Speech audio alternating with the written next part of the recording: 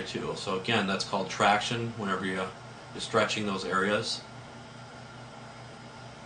And again, you can hold it there for a while if you want. So it's nice.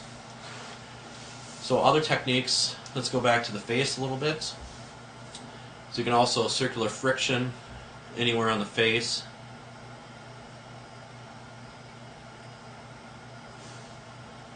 So you can actually use the tips of your fingers, your whole fingers, your palms. Also the gliding, remember? So remember when we use the forearm going all the way up here like this, you can just start with the palm, just going around then too, okay? So it works out really nice. So you can also just incorporate many techniques when you're going around the face and the eyes. But again, make sure you're connecting one technique into the next. So then we demonstrate them. You say I'm separating the forehead region, and then I'm going to make it into another technique right away so they don't notice the difference then. So some therapists actually get kind of lazy the more years they're in the field, so they break contact a lot. So just make sure you're not one of those, and you get a little bit more flow with it then, as much as you can.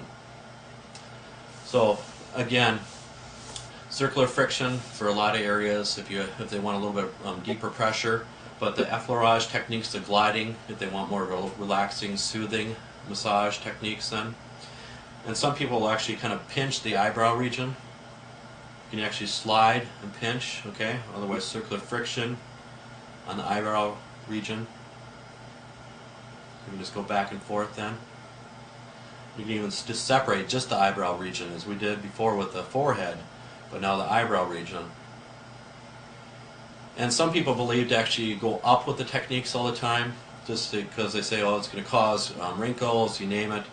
But as long as they have enough elasticity in the face, it will just go snap back into place, no big deal.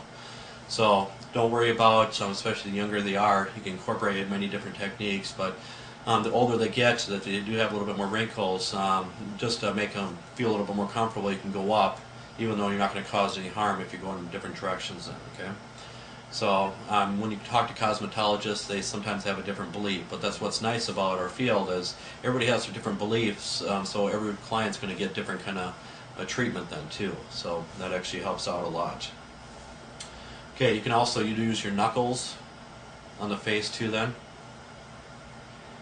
So guys, if you are using your knuckles, just make sure you don't have a lot of hair on your fingers, because it's actually going to scratch a little bit, so you're going to have to use different techniques again. So just make sure you're aware of that then as much as possible. You can even go under the jawline too. So as you remember before, we went like this, kind of pinched, circular friction, where we can actually kind of hook underneath. But just make sure not a lot of pressure on the anterior part of the neck here, okay? Just because it's more likely to cause damage, because most massage therapists will not even work any deep pressure on the anterior part of the neck area. If they do, it's more on the lateral side. It's called the Sternocleidomastoid, and that's a big one for whiplash injuries that you're going to concentrate on. So the Sternocleidomastoid, you might be able to see it on this one. You can actually pinch right here then, okay? So right here, it's a muscle. It kind of sticks out. If you need to, you can have them kind of clinch up, kind of tense up, and sometimes that muscle will actually kind of poke out at you then. So it all depends on the person's body frame, you name it. Okay, and then also for the ears, you can also back behind the ears and front of ears, so you can actually glide up like that too. But this is why your mom always told you to clean behind your ears, so there is a reason behind it then, okay? And with the techniques, you can actually go one up, one down, okay? But remember, keep that fluid flowing motion as much as possible. You can just go around the face too, just gliding up and around. You can even just lightly have your hand on them, just going up the head region. And again, if you want, you can incorporate it into the scalp area. And you can give them a little tug if you want. So it all depends on how much pressure. Usually the thicker amount of hair, more likely they can have a little bit more pressure then. So again, watch your body mechanics. how they're reacting to it then, whether they're tensing up or not then for the techniques.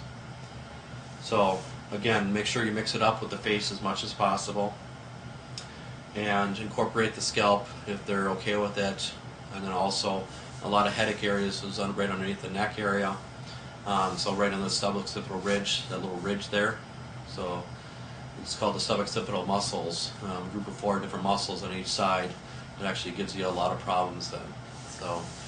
So then that concludes the face region. Now we're going to be moving to the arm region.